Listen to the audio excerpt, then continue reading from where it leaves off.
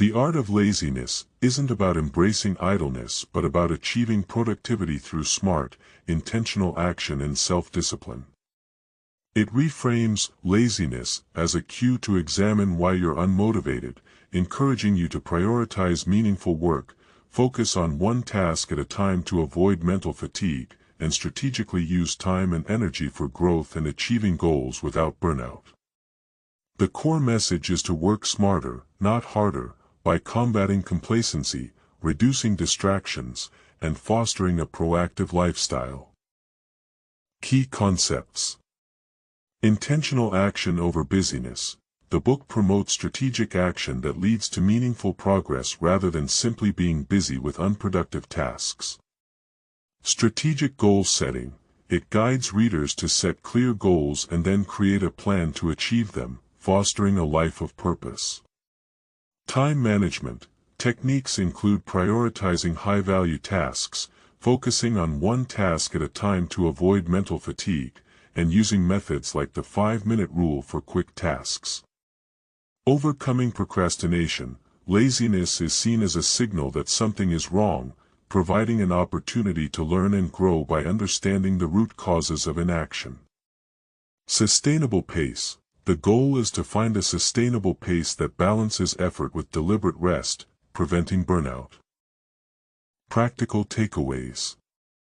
Identify meaningful work. Focus your energy on the tasks that truly matter and align with your goals.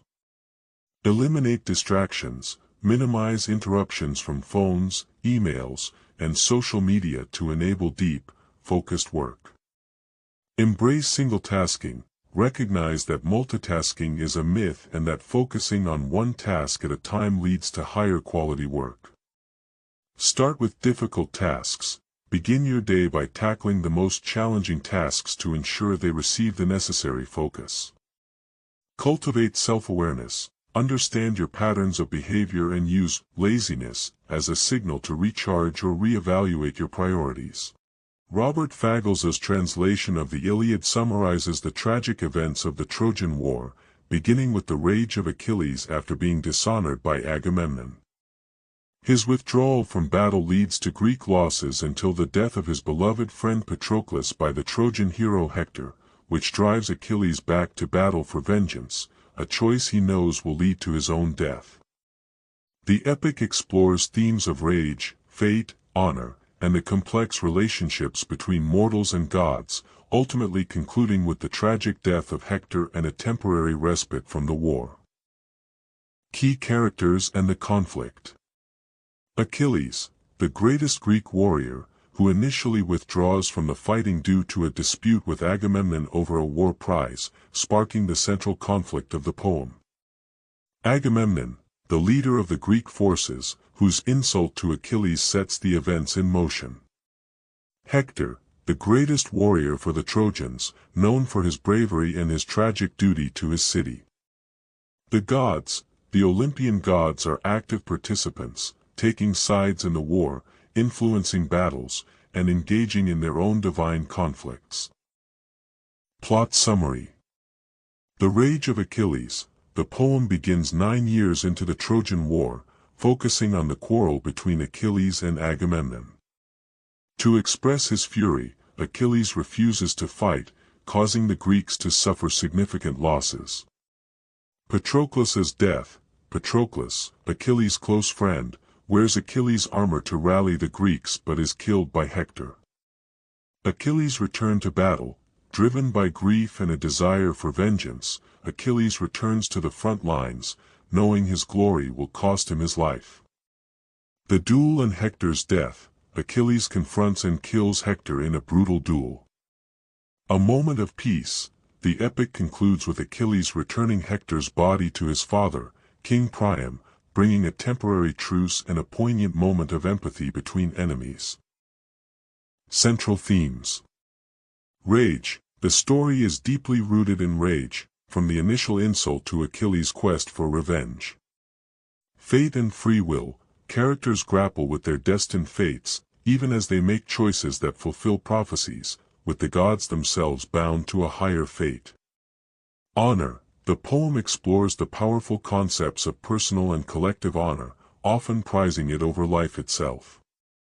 Love and loss, the intense bonds of love, friendship, and family are central to the story, contrasting with the brutal realities of war and loss. Robert Fagel's translation of Homer's The Odyssey is a contemporary version of the epic poem chronicling Odysseus's 10-year, perilous journey home to Ithaca after the Trojan War. His adventures include encounters with monsters, witches, and gods, all while his faithful wife Penelope fends off suitors in Ithaca. The story, told in part in retrospect by Odysseus himself, is a timeless tale of homecoming, identity, and moral endurance, featuring cleverness and bravery against overwhelming odds. Events at Ithaca. Penelope's struggle. Back in Ithaca, Penelope is pressured by numerous suitors to marry one of them, as they assume Odysseus is dead. Telemachus's role. Telemachus, though young, seeks news of his father and tries to protect his home from the suitors. The return. Odysseus eventually returns home, disguised as a beggar. Reunion and revenge. A test of identity. Odysseus is recognized only by a few, including his loyal dog Argus and his old nurse Euryclea. The bow contest. Penelope devises a contest.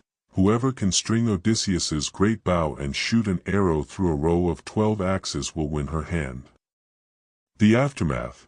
Only Odysseus can string his bow, after which he reveals his true identity and, with Telemachus's help, slaughters the suitors. Robert Fagels's translation. Modern verse. Fagels's version is praised for capturing the energy and lyricism of Homer's epic in a bold, contemporary style, making it accessible to a wide audience. Critical acclaim. Fagels's translation is celebrated for its lyrical mastery and is considered a treasure of Western literature, as noted by How to Win Friends and Influence People teaches that you can influence others by focusing on their needs and feelings, rather than your own. Key strategies include being genuinely interested in others, listening attentively, remembering names, giving sincere appreciation, avoiding criticism and arguments, and inspiring others to achieve goals by making them feel important. The book offers fundamental principles for building relationships, handling people, and becoming a more likable and effective leader. To make people like you.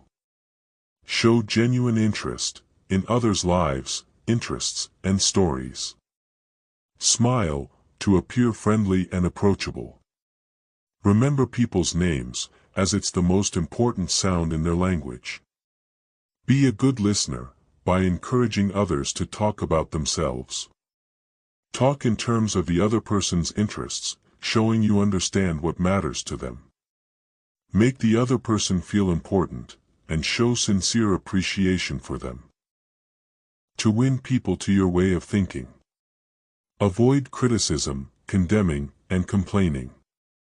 Give honest and sincere appreciation, and praise. Appeal to the nobler motives, in others. Dramatize your ideas. Throw down a challenge, to inspire action. To be a leader and change people without offense.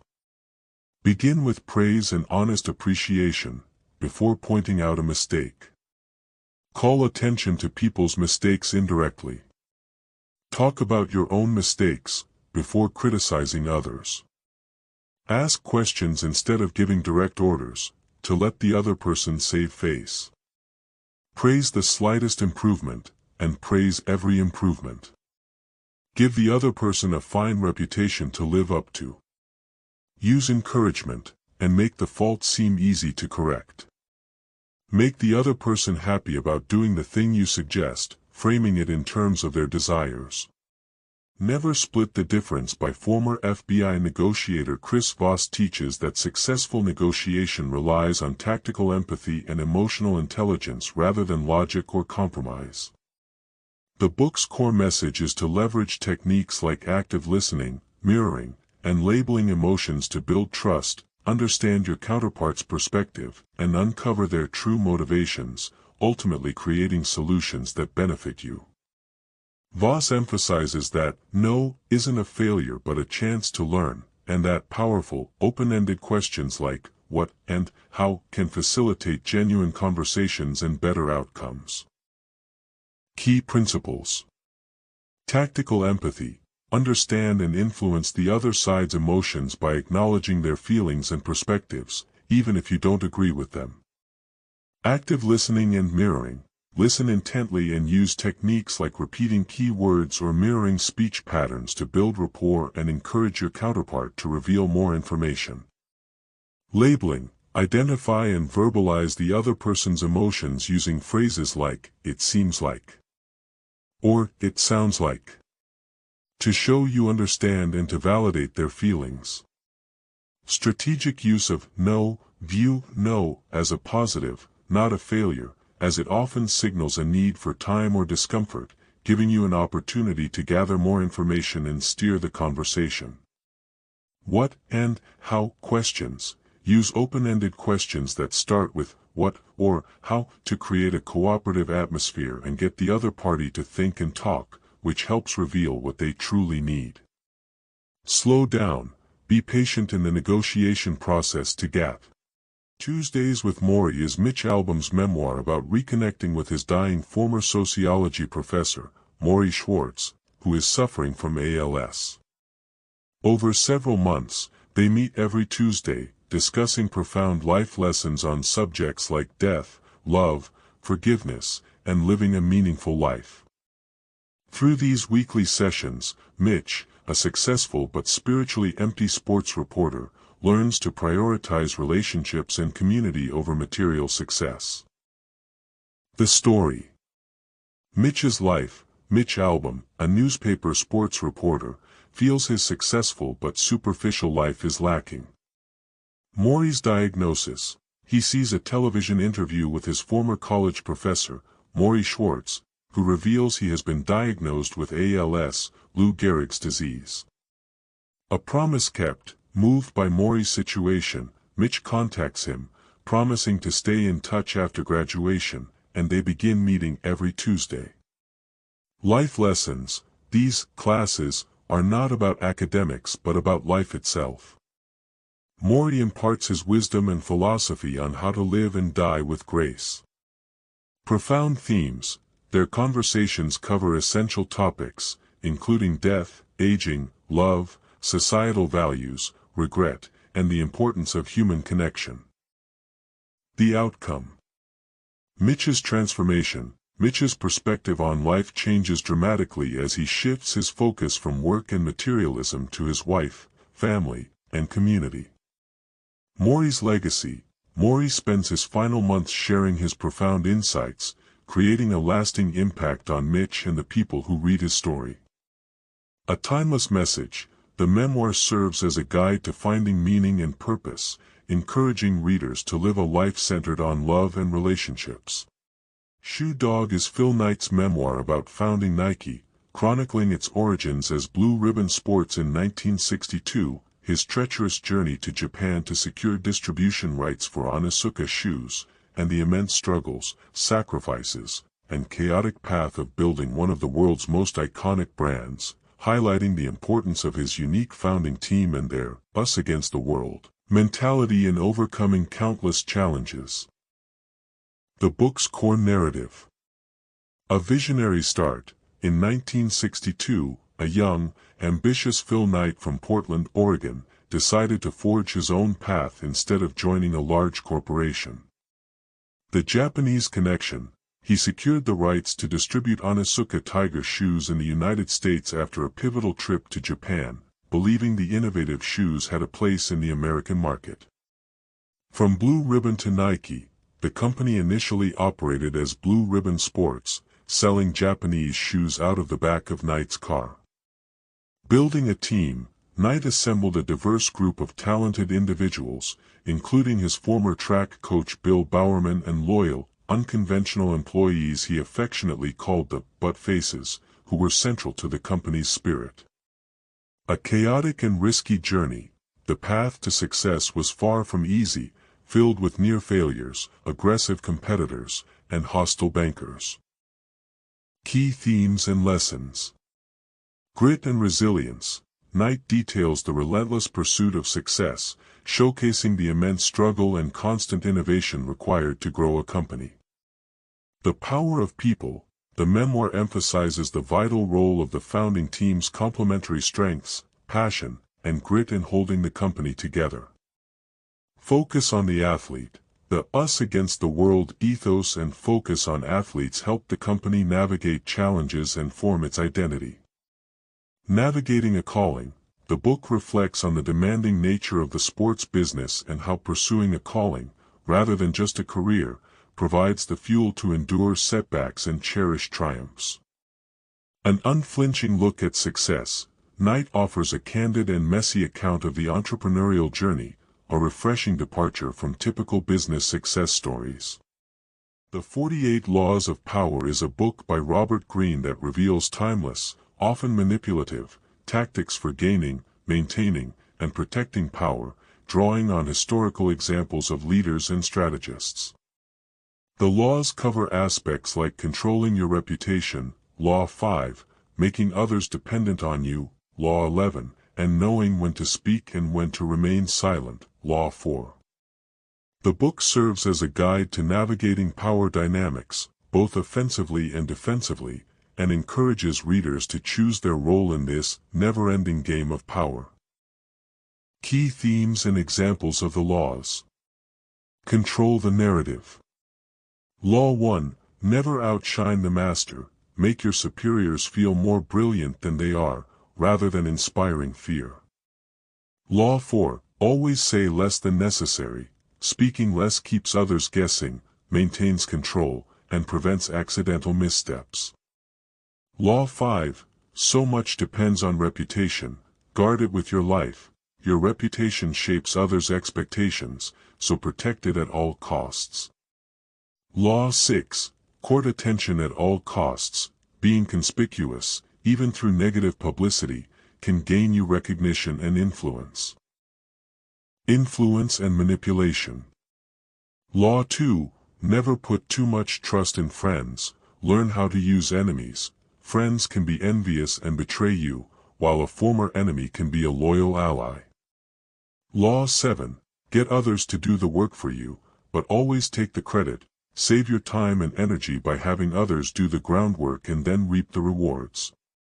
Law 12, use selective honesty and generosity to disarm your victim. A touch of genuine kindness can make people more vulnerable to your larger agenda. Law 13, when asking for help, appeal to people's self-interest. People are more motivated by what they gain rather than your needs or past favors. Strategic positioning.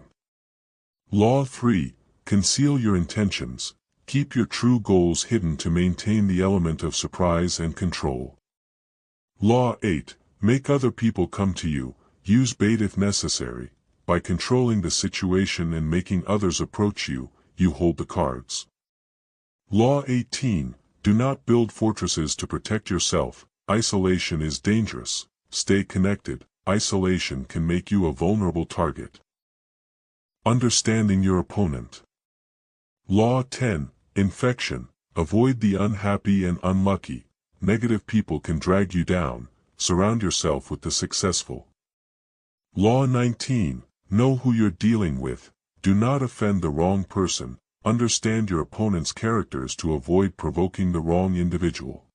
Fyodor Dostoevsky's novel Crime and Punishment follows Rod-Ion Raskolnikov, a poverty-stricken former student in 19th-century Russia who murders an elderly pawnbroker and her sister after theorizing that some individuals have a right to transgress moral laws for the greater good.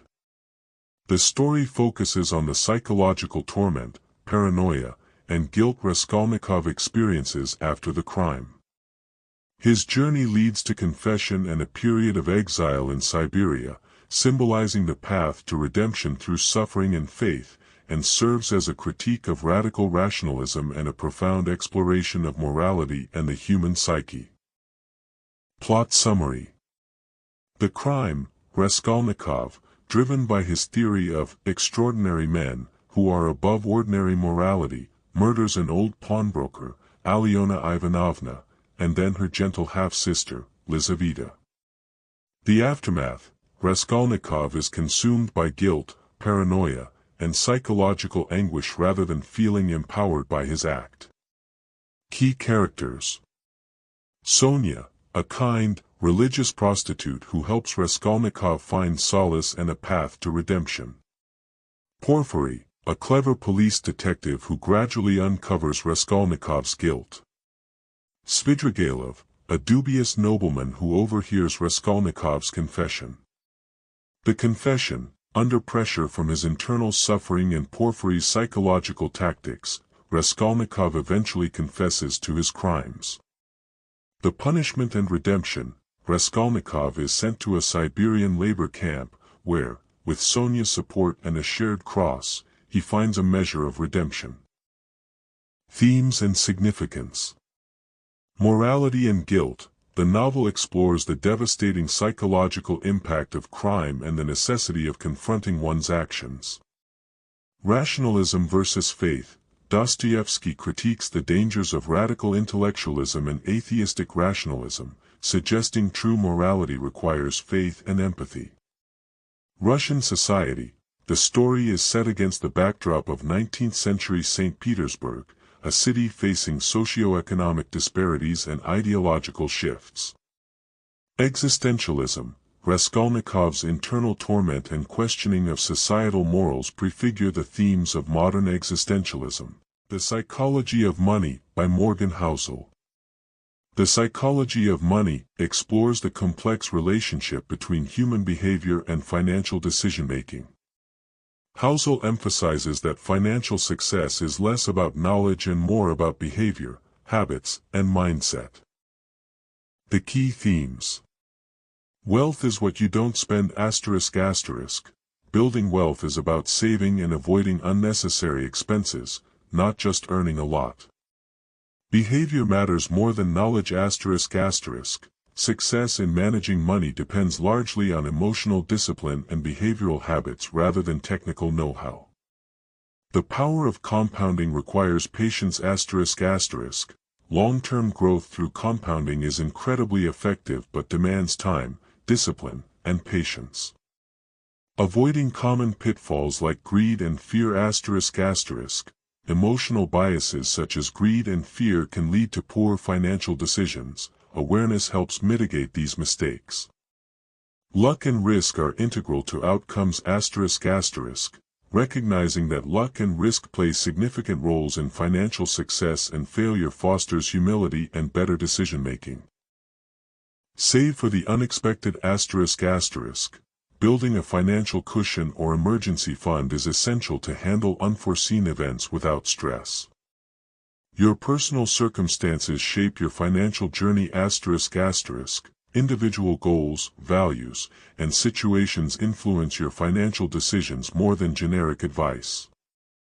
Wealth is a mindset, not just numbers ***. Developing a healthy attitude towards money, patience, and humility is crucial for long-term success.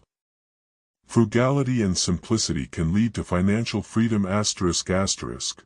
Living below your means and avoiding complexity can create more stability and peace of mind. Time is the most valuable asset in investing ***. Starting early and giving investments time to grow is one of the most effective strategies for wealth building. The core. Building lasting wealth and financial well-being depends not just on numbers, but on mindset, habits, and understanding your personal circumstances. Prioritizing saving, simplicity, patience, and starting early are key principles for achieving financial freedom and resilience.